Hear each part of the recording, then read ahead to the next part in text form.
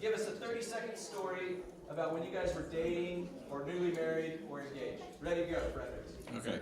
When we were newly married, we had moved out to California. We were part of a church out there, and we were hoping to go overseas. And the Carol Davis, who was the pastor's kind of right-hand lady, she made everything happen, came up to us one time. It was we'd been there about 3 or 4 months, and she said, she said to me, have you ever thought of going into the ministry?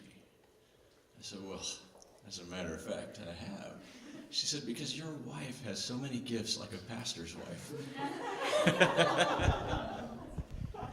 That's awesome. Well, this may be a bit indicative of how I'm not always as in tune to how important sparkly things are to me. So the day I was going to propose, we went out on a date in Austin. We went on a short hike. There's not a lot of places to hike in Austin, but there's some. So I didn't want to carry the box around all day, and so I put it in a little velvet bag and stuck it in my boot, obviously. And so we finished our hike, got up to the top of the little hill there, and slyly pulled out the velvet bag, got down on a knee, and as I was opening it up, she grabbed it out of my hand and said, "Matthew, what's this?" Apparently, she thought I'd gotten her diamond earrings. And we did not have enough money for that. I knew we needed to be saving for a ring.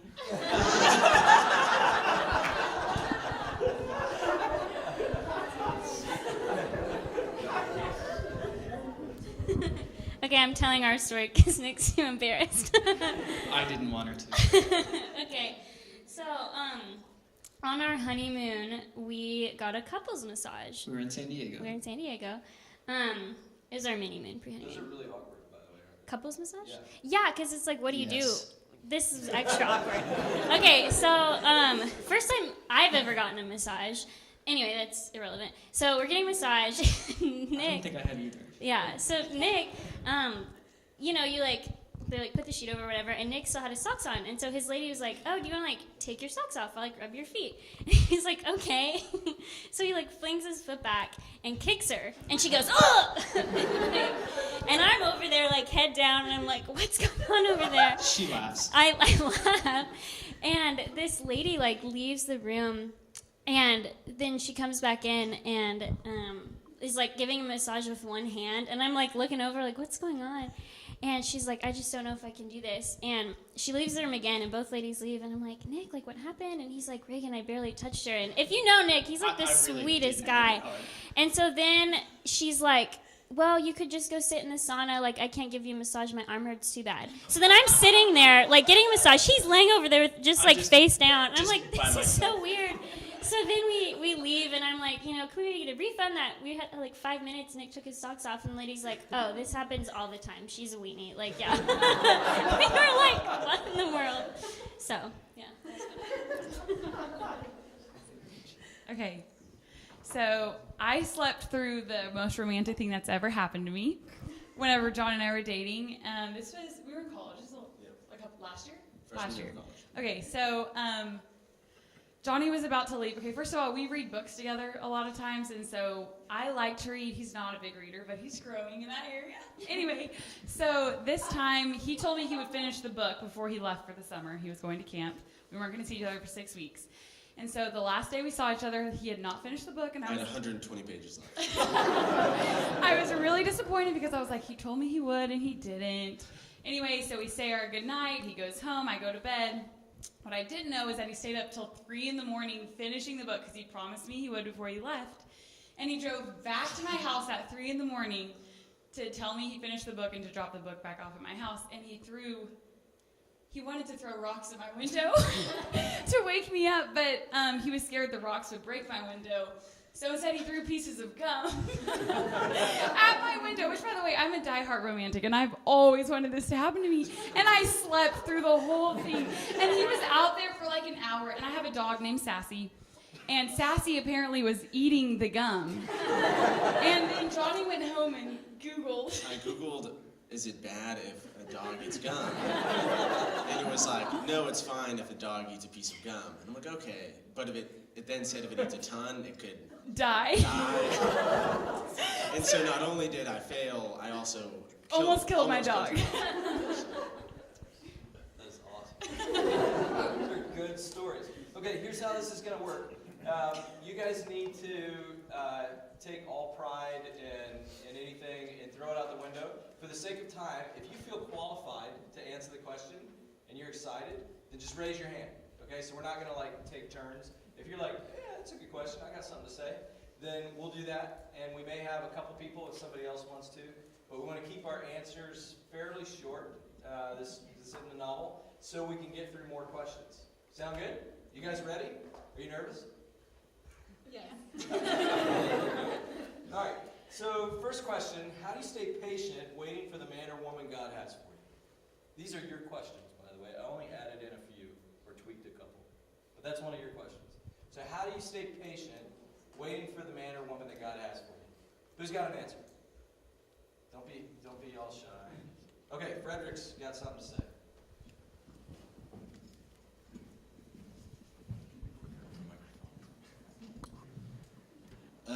So I kind of like Bryce had a period of time where I messed up in enough relationships that I realized that I obviously was not getting it right, and so I before the Lord said, okay, I'm going to pursue you and listen to you for what you have to tell me, and just passionately pursue God instead of get lost in the weeds chasing girls. And so mine was just a 2-year hiatus before I met Amy. It wasn't 6 years like yours, but I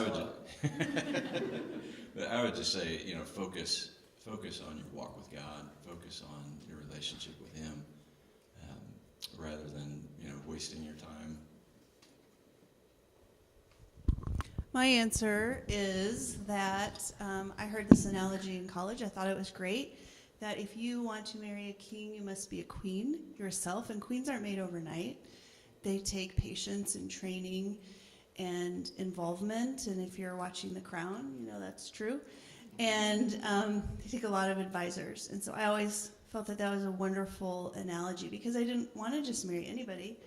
I wanted to marry a king, the person that God had for me. So I worked on me and becoming a queen. I mean, that's kind of cheesy. It's not what I consider myself as. But in doing that work I didn't think was in vain. So that helped me with patience. That's great. All right. What was something that you learned while dating that you want to pass on to us?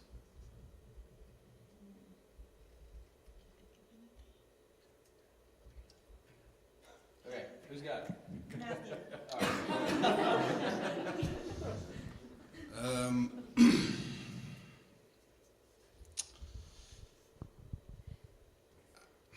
So this is something I'm probably still learning. So to give a little context, one thing I really have a hard time with in my walk with God is really believing that God loves me how I am. That's hard for me to accept. I know it academically, I know it cognitively, I know that that's true, but it's really hard for me on a daily basis to really believe that in my heart.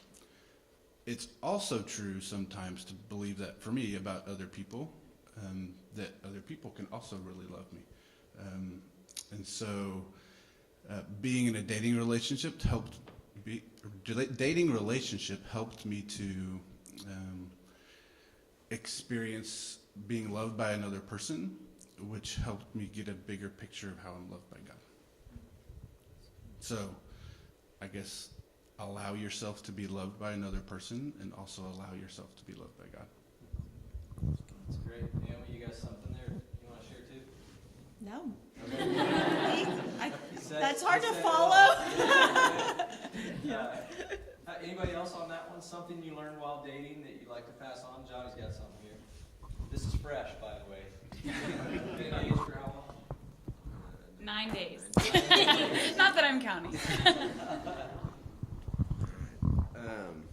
Something that, and I realized this a couple times in a weird way. I heard other people talking some ROTC vernacular. I'm doing Air Force ROTC. But something when you sign a military document, it doesn't matter if you're dating or, I don't think, engaged. There's two options: it's single or married.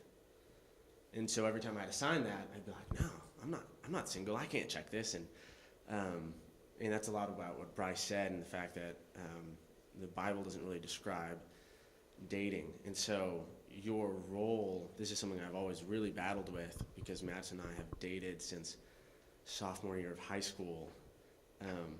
Your role as a boyfriend is not a role as a husband. And so whenever you learn those things in Scripture about what a husband is to be to his wife and be the protector and provider and someone she goes to in hard times, that isn't necessarily the role as a boyfriend, in the same way that in every other aspect of the relationship, physically and spiritually. So essentially to know your role and don't overstep your bounds whenever you're only a boyfriend and not a husband. Great. Madison, you got anything else to add to that? Any lessons in 10 years of dating or how long? 6 years.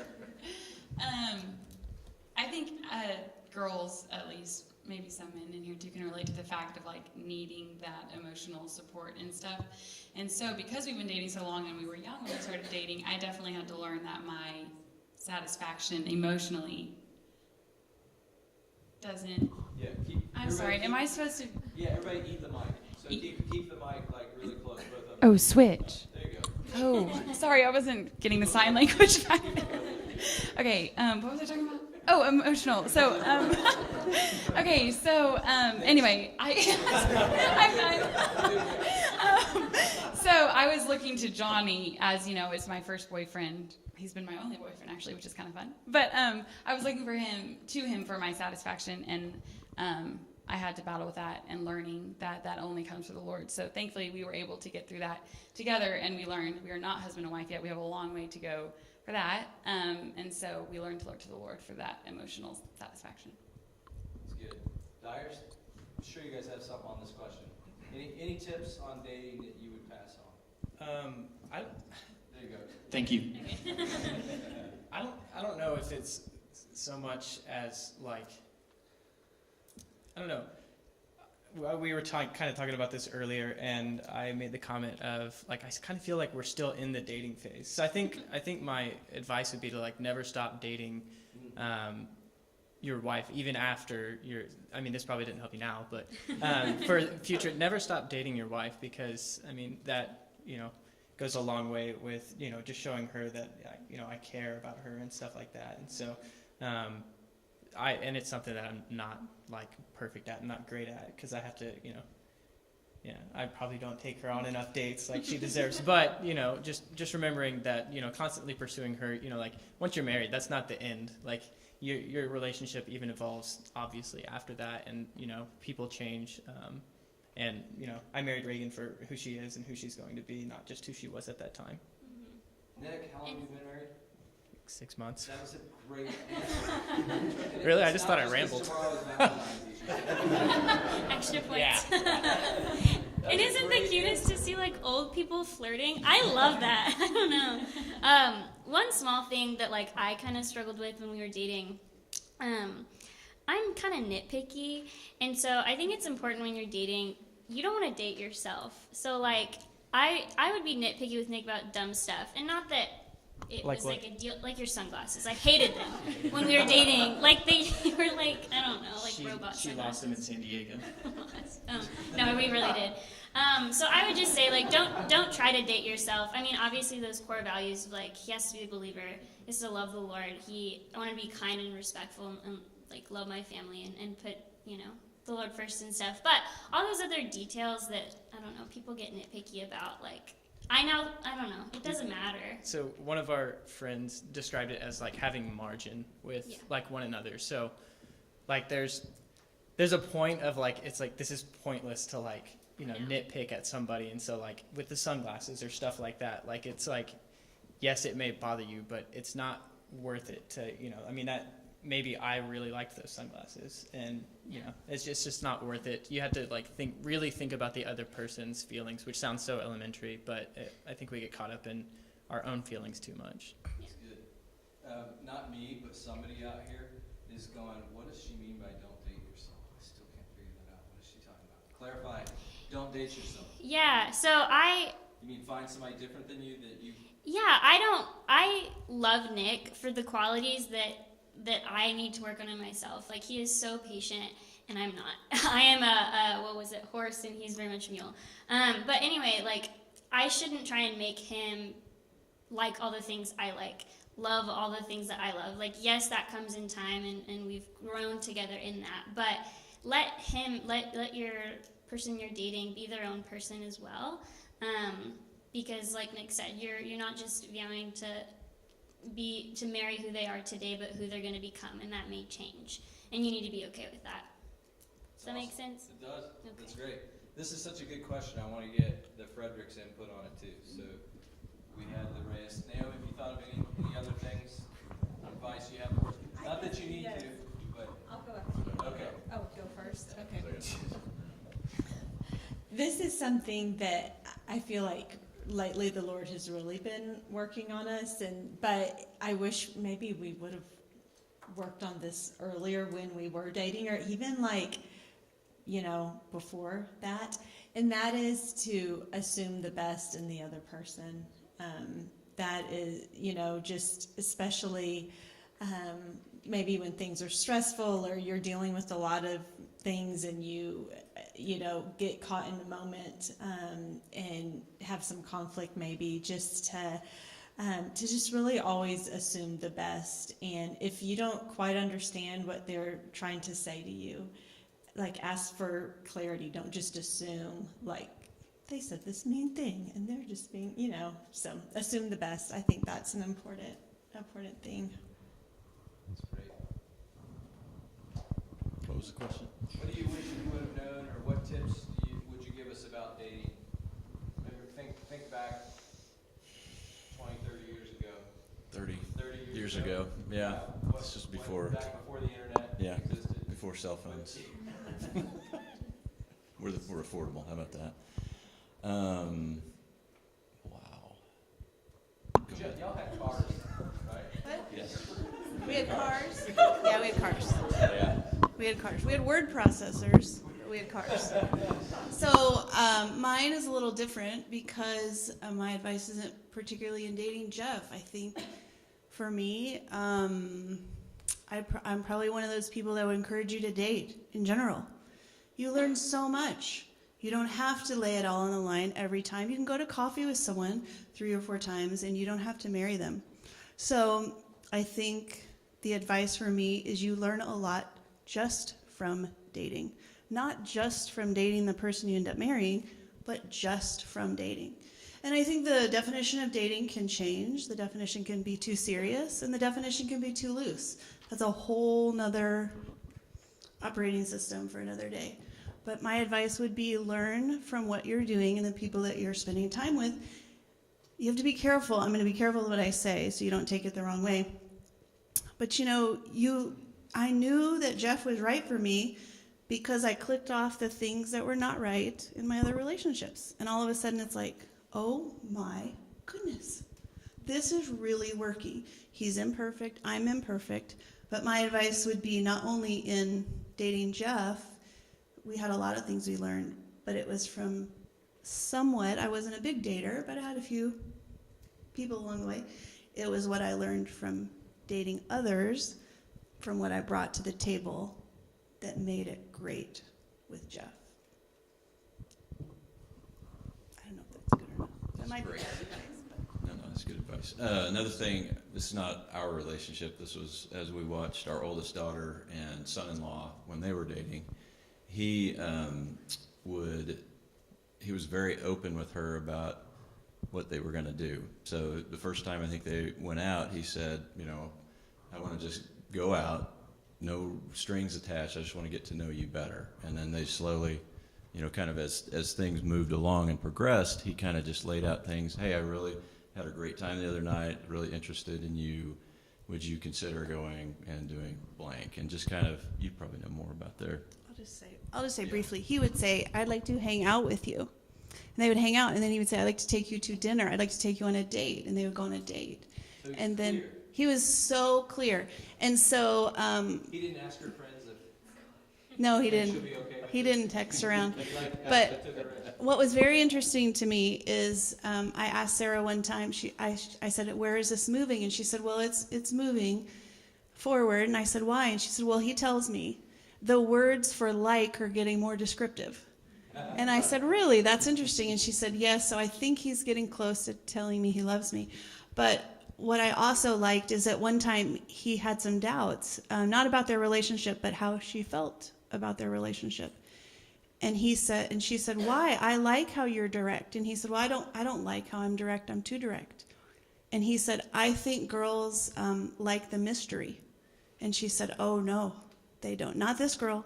I want it clear and concise." And that was very relieving for him, and that was very lovely for her because she knew they were going on a date. Yeah. They were going to hang out. They were dating. It was very clear. So that was, is that right? Yeah, that's what I was trying to say. So I'm going to add, and you brought up, you opened a can of worms, so I'm going to roll with it. A good can. Okay. So, date a lot, especially for the girls. If they don't want to be the one initiating, how can they, do they just sit there and wait? How do they put the welcome mat out and yet not be too aggressive? How do they Well, find a I date? don't- Does that make sense? yes, Is that, girls, is that what you're thinking? What do I do, like, without being too aggressive and yet I don't want to miss opportunities? I don't know. I just want to clarify. I don't know that I would say date a lot. Okay. I don't know that I would say date a lot. And by that I mean, They don't even want to date a lot, they just want one date. I understand. I understand. Now, we are open for consultation at any time. This is opening a big can for me because we have 3 daughters, and we were shocked at the less amount that they've dated. Very few pursuers. So, if you want to date, I can't necessarily help you, but I can help all the gentlemen in the room. Ask. Just ask. Just go to coffee. Now, if the girl says to her friend, or this actually was in my office, this happened in my office. He is 34. And he had a friend come to him and said, "I want to take this girl for coffee. But I'm not sure, should I have a DTR on our first coffee date?" What? Like, is that really what we have done to you gentlemen? To make you think that we need a DTR on first coffee? I'm so sorry. That's so wrong. But just ask. Oh, define the relationship. Oh, what? I know a phrase you don't know? No, it's not from the 90s. It's from the 2018s.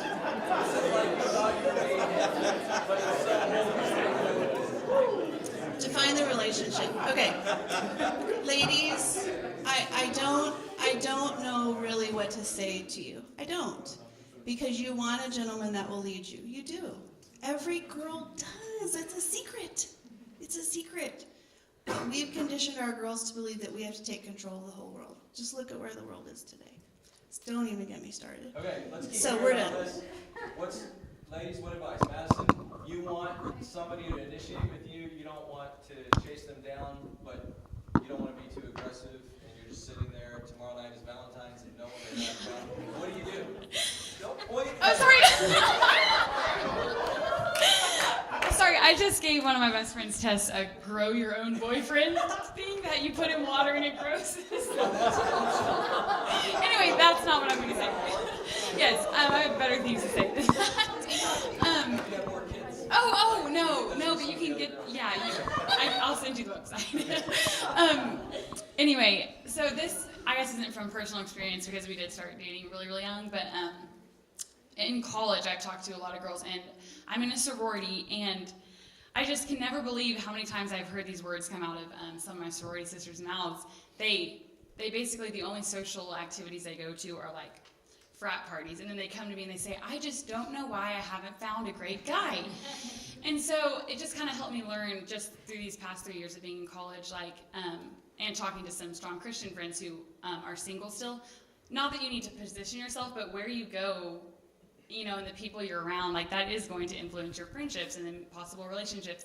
So if, like, you're looking for that God-fearing man at, like, a bar at 2 a.m., you know, that's probably not where he should be or will be.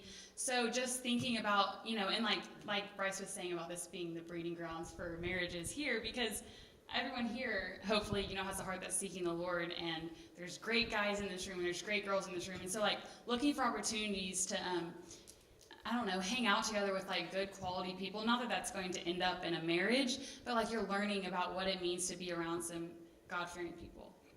Awesome. Do you want to talk? Well, I was just kind of to add on to that.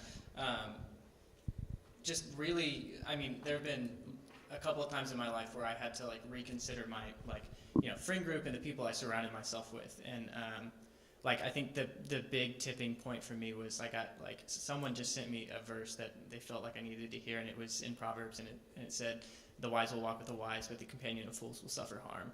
And that really, like, I mean, that was just in my friend group, but, like, how much that applies to, I mean, just a romantic relationship. Like Bryce was talking about earlier with, was it Suzanne?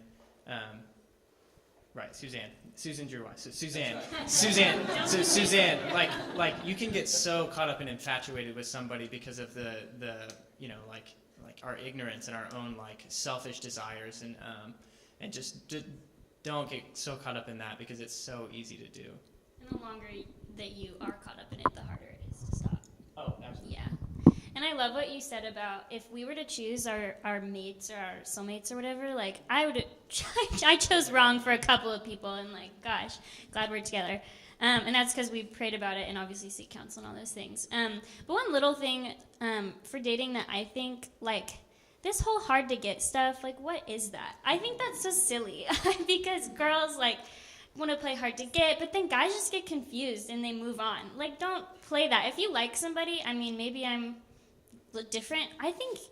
I mean, can you ask a guy out to coffee? I don't know. It's not like you're dating. If you want to hang out with somebody, go on a group date. Get those people together. Like, pursue that. I mean, it's not that you're leading the relationship, but like Madison said, put yourself in a position to be around people that you would potentially maybe want to date. For sure. And it, like she was saying, like, the whole DTR thing, like, it doesn't have, you don't have to be going on a date. Like, we were talking earlier too about how, like, just be really good friends before, like, risk being stuck in the friend zone, because, like, you know, I mean, Reagan and I were, you know, we were friends before we dated and stuff, and so it's just, I don't know, I'm a big advocate for being, you know, great friends before dating, because even if you, like, don't end up dating, like, you have another great friend. Well, and with that, now we're just talking a lot, but when you're friends first, you don't, like, when you're dating, you're kind of trying to impress each other and, like, I want to put my best foot forward and stuff. But with friends, it's casual, and I feel like you really get to know the person better when you're friends first, because they're not trying to, like, you know, like, smooth talk or do any fancy stuff. You just kind of know who You they already are. know each other pretty well. Okay, on that idea, we're going to open it up to questions. You guys have some questions? Because I've got more. Some? Okay, I got another one. So on this idea of friends, people will say, I want to marry my best friend. Some people would say, that's a really stupid idea. Other people would say, that's awesome. Other people say, that's great, but you may not. How do you go from, we're just friends, and like, oh my gosh, I wasn't attracted to them at all. Like, we were just best friends, and then all of a sudden I realized they were attractive. It's this awkward thing, right? Yeah. So how can you be best friends with somebody without defrauding them, like I was talking about with Suzanne? How can you have appropriate boundaries and not be leading them on, and acting like you're dating, but not really be dating, but not kill a friendship because you're acting like you're dating, but you're not? You know what I mean? So what advice do you guys have for how can you be friends? I think Summarize that shorter. Give us advice on guy-girl friendships. just Okay. I think one of the that could have the potential for dating, Yeah. but they also maybe don't. What should we do? Should we not do? Or y'all so do? is the Yeah, let me just see. So like you're saying like being friends. I don't know.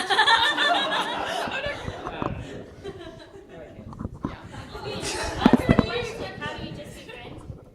So you're like, Okay, hard Control Alt Delete. Okay. Still do Control Alt Delete.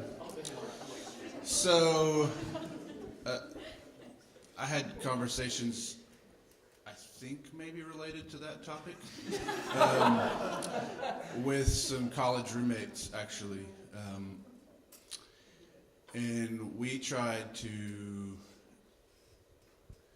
were probably trying to justify honest what we were doing, to be real honest, but where in the Bible does it give us some good examples of a man and a woman being good friends, long-term friendships? It really doesn't, right? So I personally don't think that ruining the friendship is a problem, because it's not going to last anyways, right? If I had a good friend that was a woman right now, that would be weird. So there's no long-term loss to me. So to me, okay, if they shoot you down, it wasn't going anywhere anyways. okay, so brothers, as veterans and parents, any advice on this friendship thing? How can you have, do there need to be boundaries, or should it just be messy, or can you go from being friends and liking each other and kind of considering dating and then go back to just being friends again? I think kind of like Matthew, it's it'd be weird if I had a lady friend that I was close to. Amy and I met and married in 11 months, so it was, we weren't besties when we met, so.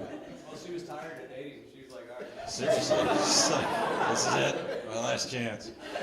So, but, the friendship grows over time. And Amy, any thoughts on that? The friendship piece? How to navigate a guy-girl friendship where you might be interested in each other. Nick's got something. Reagan does.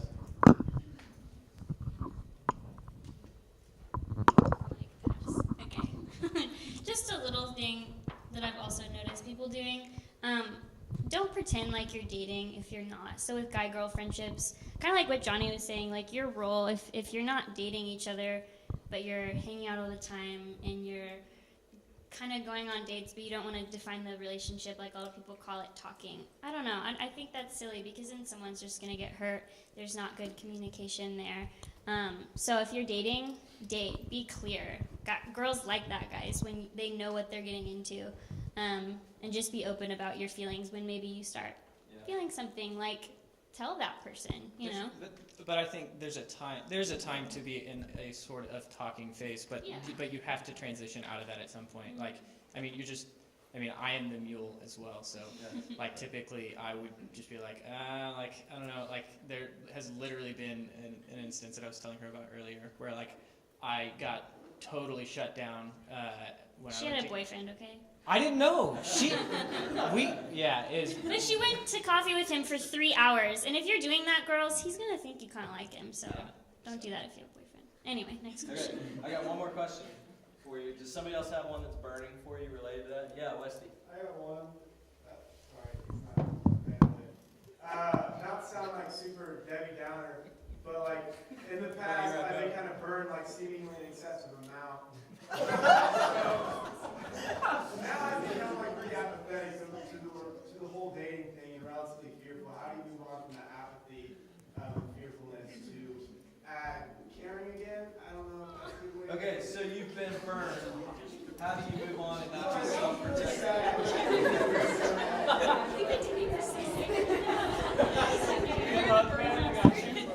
Because I haven't experienced this, well, we're not going to get that. Does anyone know what Galatians 1:10 says? I don't know. Am I now trying to win the approval of man or of God, or am I trying to please men? If I were still trying to please men, I would not be a servant of Christ. So is that, yes.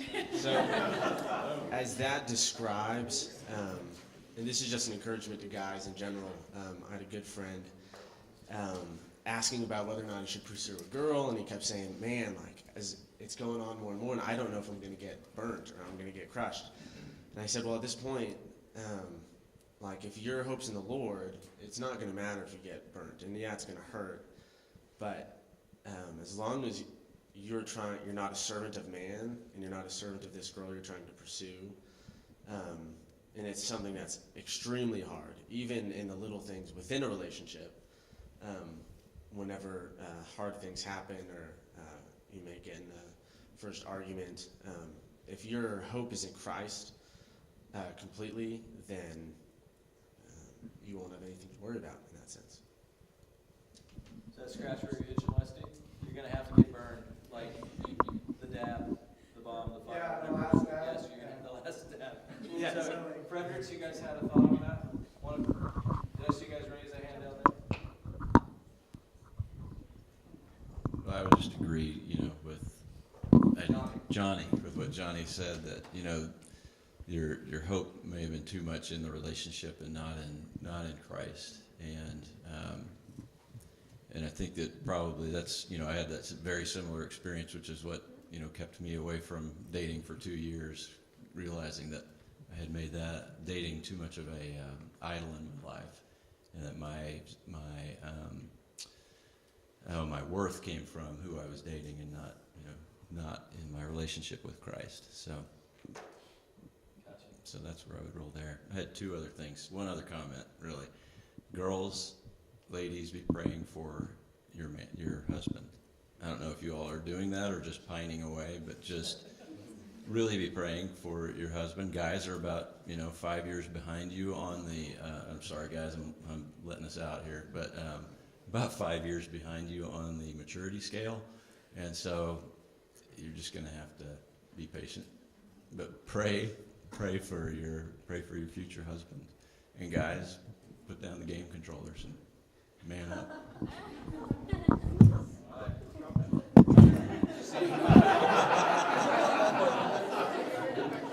Other questions you guys have? Or advice? We can switch it and you're the panel. So yes, Krista. So you mentioned that like having a close relationship with someone of the opposite sex would be weird. Would that still be true if like there was a friend of like you both, or like you were hanging out with other couples? Like, is that something that you guys do often? Like, I didn't hear that last part of what you said. We're getting old. We got to talk about it. I'm going to try to repeat your question. So You're asking as a married person. It sounded like what you're saying was once you get married, you shouldn't be friends with the opposite sex.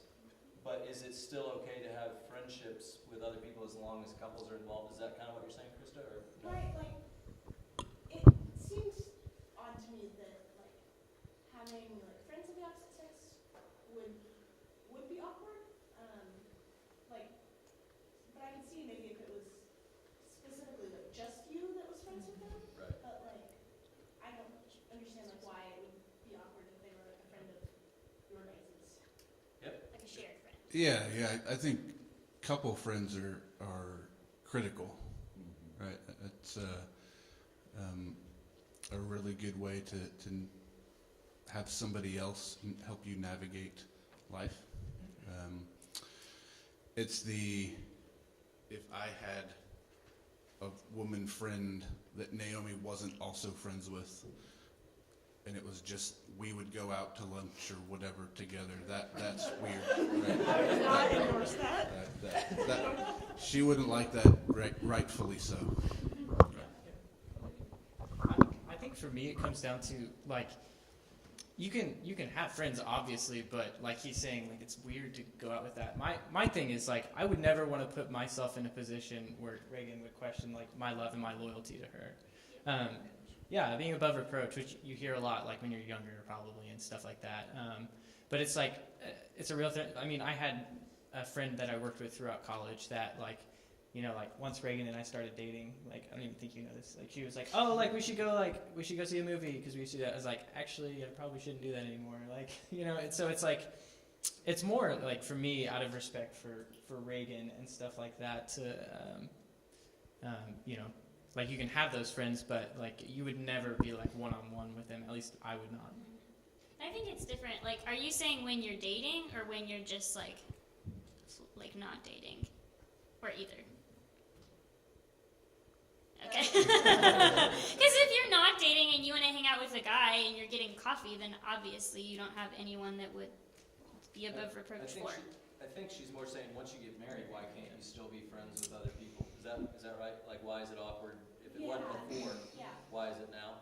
Or, Yeah, it's just a little weird. I don't know why. It's just when you're dating and you're committed to that person, like, I don't know. I'm a firm believer in you can't be best friends with a guy. I mean, Nick is my best friend, but like another guy, I don't know. I don't know. I would be extremely uncomfortable if she was like, oh yeah, I'm gonna go hang out. I enjoy the company of some of our best couple friends, like the other guys, but we're all hanging out together, and there's no question about anything. You don't even want to put yourself in a position to ever, even the slightest, catch feelings for someone, and I think that can just happen when you're close, male and female. So I think kind of like you, it took me a long time to grasp this concept just because I was like the social butterfly. I'm friends with everybody. And whenever we started dating, Johnny was like, maybe you shouldn't go get coffee with so-and-so, just you and him. And I was like, why is that wrong? You know, and so we grew a lot in this area. And so I think that's kind of why dating can be helpful, because like now that we've been dating a long time and I've grown in this area, like I see now why that's so important. And obviously now we're engaged and we're taking that next step to marriage, which puts it on a whole different level. But through dating him for a long time, those friendships that I had with other guys that before I started dating him were like so important to me were not as important to me as I grew closer to him and chose him as my best guy friend. And I think that's kind of the purpose in a way of dating, is like hopefully like you're dating someone that could end up in marriage. It doesn't always, but you're growing closer to them and you're realizing that other relationships, friendships, they can still be very important, but they're not vital. If that makes sense. Yeah. I don't know. Okay. yeah. Kristen, do you have any thoughts?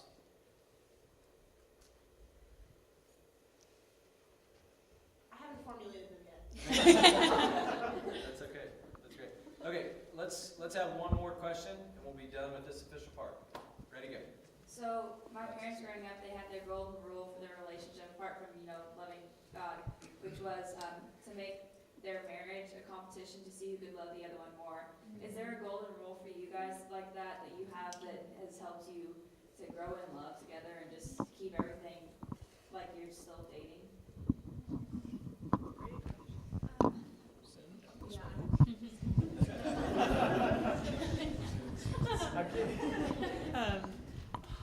Girls, when Lori I asked, didn't know they were supposed to have golden rules. what is it? What's DTR? I'm just teasing. I knew that. Maybe they all know what DTR is. They're giving you a hard time. They know what it is.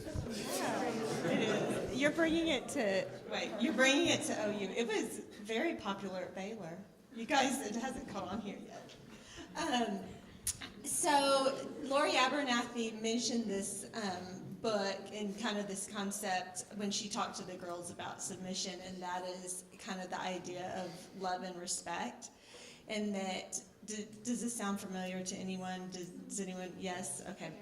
That what men really need respect just as women need love, and that out of being respected, men can love their wives better, and out of feeling loved, women can respect their husbands more. So I would say for us, that's like really kind of grasping what that means, and that, kind of what I need is different from what he needs, but that it's like air too. And so I think working hard to make sure that he always feels respected, and he definitely works hard to make sure I always feel loved. So I think for us, that's it.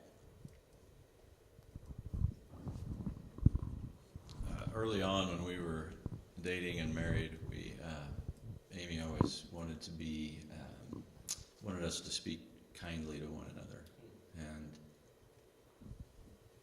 it's because your parents modeled that, I think. And so for us, 28 years this August. So, sorry, we lost her dad a few years ago. So anyway, we speak kindly to one another. We treat one another with respect. And just the words that you say are so impactful. And so you just have to measure carefully what you say. And so I think when it was really Amy brought that in, because I was just like, okay, sounds like a good idea. But just thought that was, it's just been something that's really blessed us. You're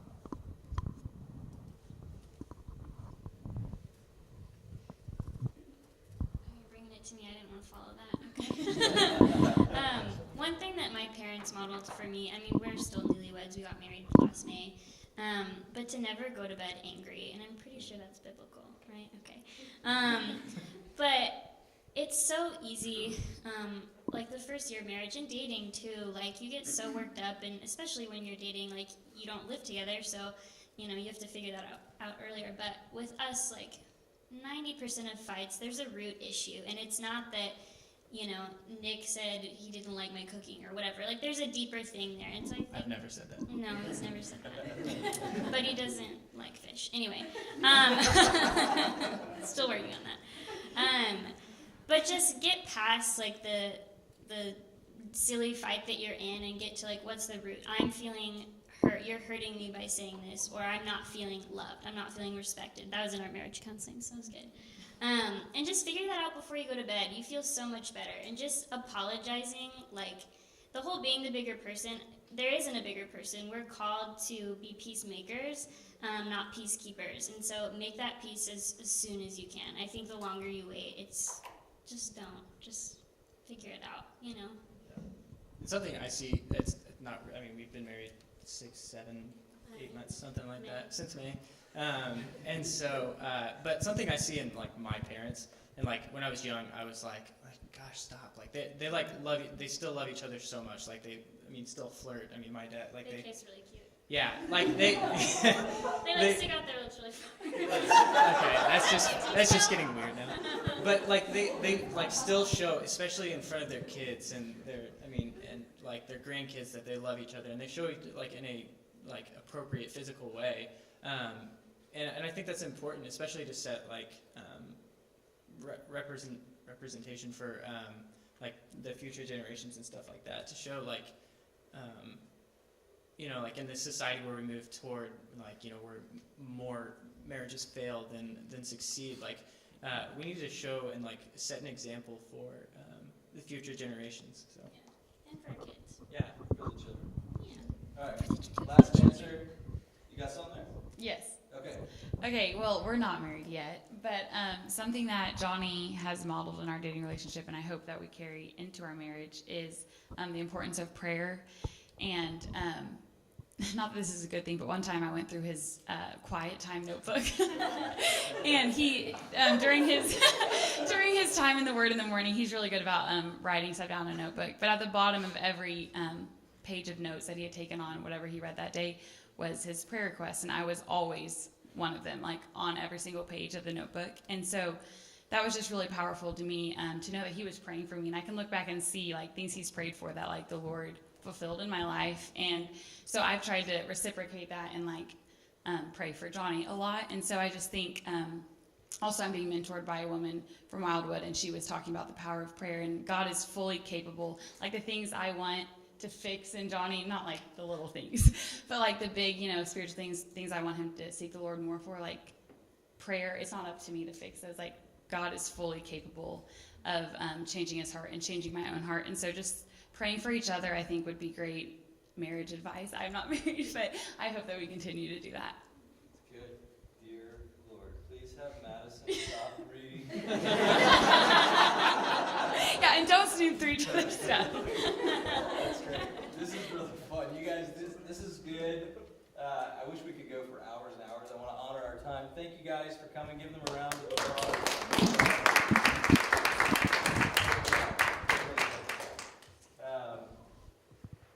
Jeff and Amy, could you guys finish us out in prayer? Pray for us. And then stick around if you want to hear the advice if you were my daughter and if you were Susan's son. We're going to hit that right after this. So Pray us on out of here. All right, Amy's going to pray for the girls. I'll pray for the guys. Awesome. You start. All right.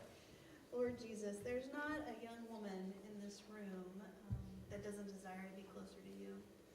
And so we ask that in these next days, these next hours, these next moments, as we're reflecting on the evening, that they reaffirm their commitment to you and that they ask that whatever steps you establish, married, single, or other, that you reign supreme in those decisions. We also ask that you would prepare them to be queens.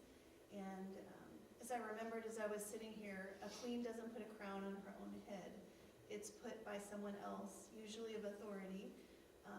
We are those people in your eyes already.